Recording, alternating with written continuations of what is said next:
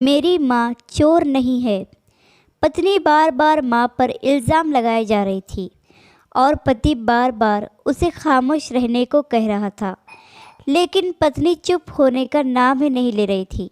बार बार ज़ोर ज़ोर से चीख चीख कर यही कह रही थी कि उसने अंगूठी टेबल पर ही रखी थी और तुम्हारे और मेरे सिवा इस कमरे में कोई नहीं आया, तो अंगूठी हो ना हो माँ जी ने ही चुराई है।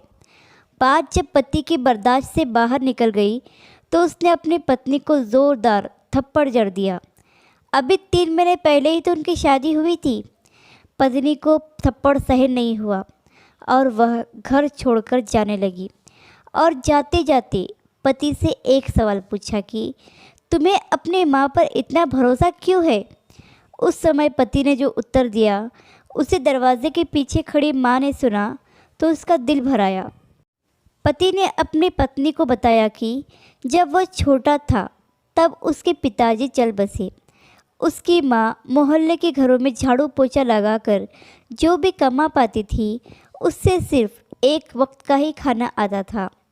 माँ एक प्लेट में मुझे रोटी देती थी और खाली टोकरी ढक कर रख देती और कहती थी, मेरी रोटियाँ इस टोकरी में हैं, बेटा तू खा ले। और मैं भी हमेशा आधी रोटी खाकर कह देता कि माँ मेरा पेट भर गया है, मुझे और नहीं खाना। माँ ने मुझे मेरी आधी झूठी रोटी खाकर मुझे पाला पोसा और बड़ा किया और आज मैं 2 रोटी कमाने के काबिल हो गया हूँ। लेकिन यह कैसे भूल सकता हूँ कि जिस माँ ने अपनी उम्र के उस हिस्से में अपनी ख्वाहिशों को मारा है, वह माँ आज उम्र के इस हिस्से में अंगूठी की भूखी होगी।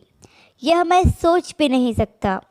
तुम तो सिर्फ 3 महीने से मेरे साथ हो, मगर मैंने तो माँ के कठोर परिश्रम को बचपन से देखा है। यह सुनते ही माँ की आंखों से आंसू छलक उठे। वह समझ नहीं पा रही थी कि बेटा उसकी आधी रोटी का कर्ज चुका रहा है या वह अपने बेटे की आधी रोटी का कर्ज। आशा करती हूँ कि ये छोटी सी कहानी आपको पसंद आई होगी।